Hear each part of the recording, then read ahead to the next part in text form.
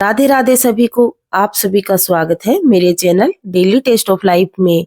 अभी मौसम बदल रहा है फ्रेंड्स, और जैसे ही मौसम बदलता है हमारा इम्यून सिस्टम कमजोर हो जाता है और कोई ना कोई तकलीफ बीमारी शरीर को पकड़ लेती है, जैसे सर्दी जुकाम बुखार। तो हमारा इम्यून सिस्टम मजबूत हो, आज एक ऐसी इम्यूनिटी बूस्टर लड्डू बनाएंगे जिसमें बहुत सारे ड्राई फ्रूट होंगे, गोंद होगा, खसखस, नारियल, और सबसे बड़ी बात उसके अंदर सौंठ और काली मिर्ची होंगी, जो कि इस मौसम के लिए बिल्कुल परफेक्ट है। छोटी सी रेसिपी है, बहुत ही काम की रेसिपी है। एक बार देख लीजिए। इस बदलते मौसम के अंदर आपको भी अगर सर्दी जुकाम जल्दी हो रहा है तो ये रेसिपी बनाइए। अगर आप एनर्जी लो महसूस करते हैं तो भी ये रेसिपी आपके बहुत ही काम आने वाली है। तो चलिए फिर फटाफट से देख लेते हैं। इसके लिए जो सबसे मेन इंग्रेडिएंट है वो गोंद है, और आज हम गोंद को फ्राई नहीं करेंगे, बिल्कुल बारीक टुकड़ों में कट कर लिया है, यानी कि इसको फोड़ लिया है। तो आज हम इसको दूसरे तरीके से इस्तेमाल करेंगे इस रेसिपी के अंदर।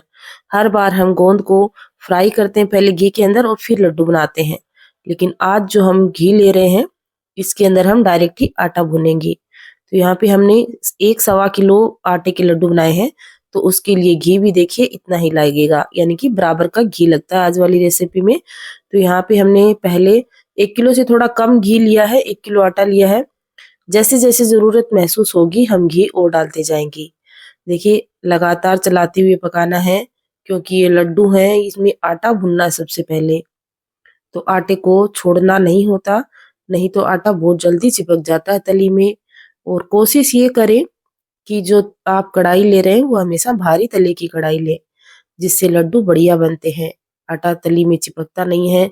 जो कमजोर कढ़ाई होती है वो बहुत जल्दी गर्म हो जाती है और बहुत जल्दी ठंडी हो जाती है। इस कारण हमेशा भारी तले की ही कढ़ाई ले, जो एक बार गर्म होने के बाद कई देर तक ठंडी नहीं होएगी।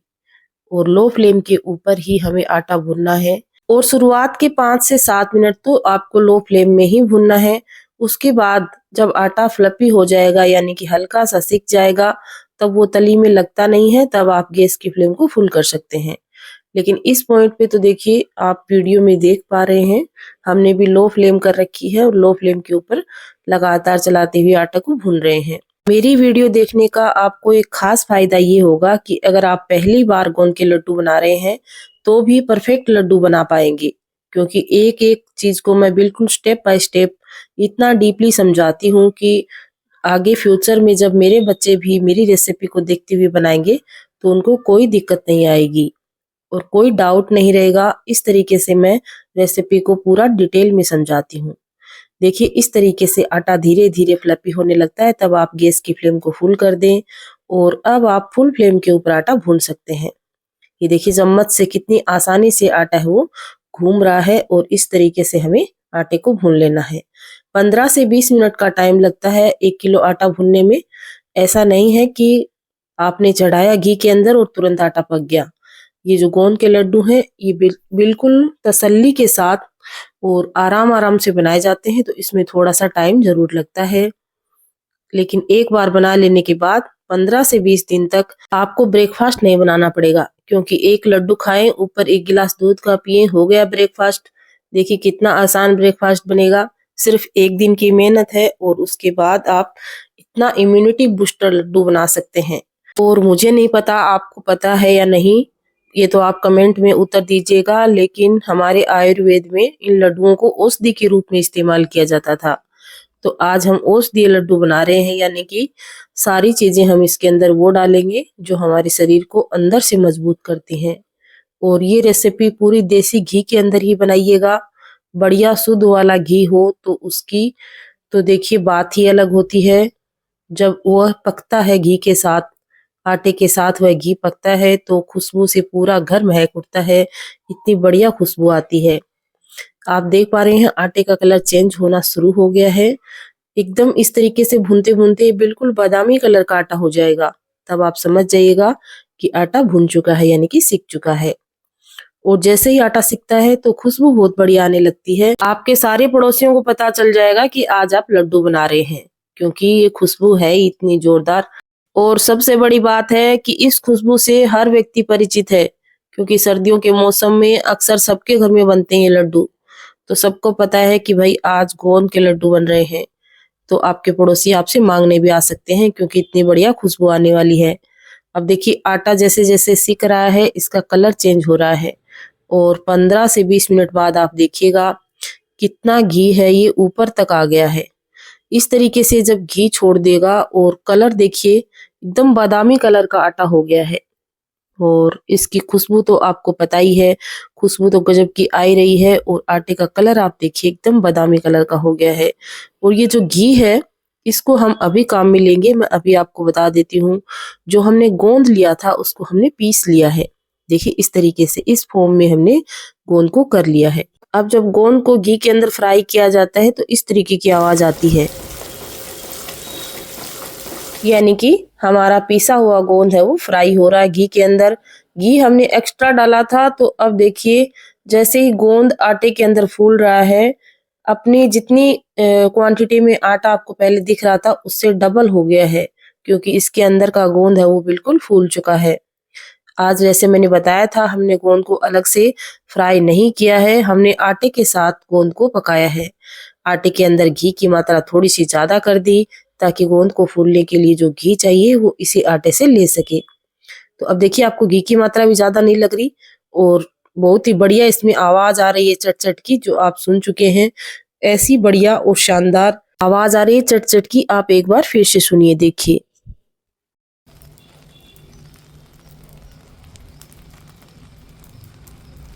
लग रहा है ना जैसे कोई बरसात आ रही है, इस तरीके की आवाज आती है जब गोंद आटे के साथ पकता है। तो भाई देखिए पूरा गोंद है वो बढ़िया से सिक चुका है, आटा हमारा सिक चुका है और अब हम क्या करेंगे इसके अंदर ड्राई फ्रूट और नारियल डालेंगे। उन सभी चीजों को भी हमने अलग से नहीं सेका है, साथ ही में इसके सेकेंगे, यानी कि साथ ही में भुनेंगे। गोंद भुन चुका है, अच्छे से फूल चुका है जितना भी हमने गोंद डाला था, क्योंकि आटा है वो अपनी क्वांटिटी से डबल हो गया है। तो यहाँ पे देखिए नारियल के हमने बिल्कुल छोटे छोटे टुकड़े कर लिए हैं। आप नारियल को घिस के भी डाल सकते हैं, लेकिन इस तरीके से बारीक करके डालेंगे तो इसके चंक्स जब लड्डू खाते समय मुंह में आते हैं तो बहुत ही स्वादिष्ट लगते हैं। बिल्कुल छोटे छोटे टुकड़ों में करके यहाँ पे हमने नारियल को ऐड कर दिया है और साथ ही में डाल दिए हैं खूब सारे यहाँ पे ड्राई फ्रूट। और आप अपनी पसंद के और भी ड्राई फ्रूट इसके अंदर ऐड कर सकते हैं। जो भी ड्राई फ्रूट आपको पसंद नहीं हो वो आप हटा सकते हैं। हमने यहाँ पे काजू, बादाम और यहाँ पे नारियल के टुकड़ों का इस्तेमाल किया है। तो अब देखिए सभी चीजों को हम लो फ्लेम के ऊपर इस आटे के साथ ही भूनेंगे। ये देखिए कितना है ना आसान तरीका। यहाँ पे हमने गोंद को भी अलग से नहीं भुना है और ड्राई फ्रूट को भी अलग से नहीं भुना है। साथ ही में हमने यहाँ पे 1 चम्मच सौंठ का पाउडर लिया है, जो मैंने आपको शुरुआत में दिखाया था। सौंठ यानी कि ड्राई जिंजर जिसको बोलते हैं, उसको सौंठ बोलते हैं। और साथ ही में 1 चम्मच यहाँ पे कुटी हुई काली मिर्ची ली है। अब ये सभी चीजें इसी के साथ पक जाएंगी। लो फ्लेम के ऊपर सभी चीजों को पका रहे हैं। 5 से 7 मिनट लो फ्लेम के ऊपर इस तरीके से लगातार चलाते हुए हमने भुना है, तो सभी चीजें बढ़िया से पक के तैयार हो चुकी हैं।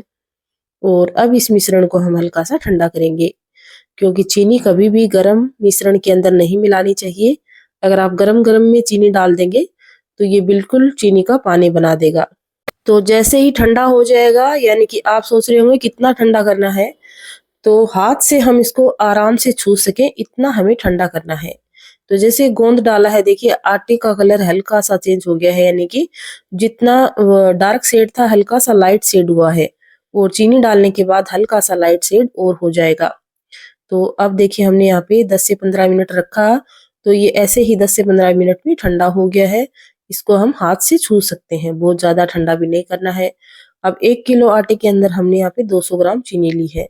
अगर आपको बहुत ज्यादा मीठा खाना पसंद है तो आप थोड़ी सी चीनी और डाल लीजिए, लेकिन ये आयुर्वेदिक लड्डू है, इनको कम चीनी के साथ ही बनाइए। कम चीनी के साथ खाएंगे तो ये और भी ज्यादा फायदा करेंगे। अब अच्छे से इसको चीनी को है वो मिक्स कर लेना है। चीनी खाने में तो अच्छी लगती है, लेकिन चीनी के फायदे बिल्कुल भी नहीं है। जितनी कम खाई जाए उतनी ही अच्छी है। इस तरीके के लड्डू वगैरह में चीनी स्वादिष्ट तो लगती है, तो देखिए कोशिश करिए कि कम से कम इस्तेमाल करें। तो यहाँ पे अच्छे से चीनी को मिक्स कर लेंगे और अब इसको हाथों से मिक्स करेंगे, क्योंकि चम्मच से कभी भी बढ़िया से चीनी आटे के हर एक कोने तक मिक्स नहीं होगी। और अब इसके प्यारे प्यारे सुंदर सुंदर लड्डू बना देंगे और ऊपर से हम खसखस चिपका देंगे, जिससे लड्डू देखने में सुंदर लगेंगे। और खसखस के फायदे तो आप सबको पता ही हैं, कितने सारे इसमें कैल्शियम होता है, मैग्नीशियम होता है। तो खसखस भी काम में ले लेंगे, यानी कि खा लेंगे लड्डू के साथ साथ। और लड्डू तो हमने बना ही लिए हैं, इतने टेस्टी, इतने हेल्दी, देखते ही खाने का मन कर रहा है। तो फटाफट से कमेंट करिए और बताइए कि आज वाली ये रेसिपी आपको कैसी लग रही है। गजब की शानदार रेसिपी है। अपनी हेल्थ का ध्यान रखते हैं तो आप इन लड्डुओं को जरूर बनाएंगे। और अगर आपकी नज़र में कोई ऐसा कमजोर व्यक्ति है आपके परिवार में, आपको लग रहा है कि इन हेल्दी लड्डुओं की उसको जरूरत है, तो ये रेसिपी उसको सेंड कर दीजिए। ऐसे शानदार और गजब के लड्डू खा के आपके जो डियर वन है वो जरूर हेल्दी हो जाएंगे। तो आप ये लड्डू की रेसिपी ज्यादा से ज्यादा शेयर करिए, ताकि हर व्यक्ति के पास इसी गजब की रेसिपी हो कि वो आसानी से ऐसी रेसिपी अपने घर पे बना सके। देखिए, सबके घर में ये सब चीजें मौजूद होती है, आटा, घी, ड्राई फ्रूट, ये सभी चीजें सबके घर में मौजूद होती हैं, लेकिन हर किसी को ये बनाने नहीं आते। लेकिन मेरी ये वाली रेसिपी देखने के बाद जो पहली बार कुकिंग कर रहा है, यानी कि अभी खाना बनाना सीख रहा है, वो भी लड्डू बना लेगा, क्योंकि मैंने इतने डिटेल से इस रेसिपी में बताया है। तो रेसिपी को लाइक करने के बाद ज्यादा से ज्यादा शेयर करिए। और मेरे लिए तो आप एक छोटा सा लाइक कर दीजिए और एक कमेंट कर दीजिए। और चैनल को सब्सक्राइब नहीं किया है तो अभी सब्सक्राइब कर लीजिए, क्योंकि ये तीनों ही काम फ्री हैं और फटाफट से हो जाते हैं। एक ही सेकंड का काम है। फटाफट से लाइक शेयर करिए। सभी को प्रेम से राधे राधे।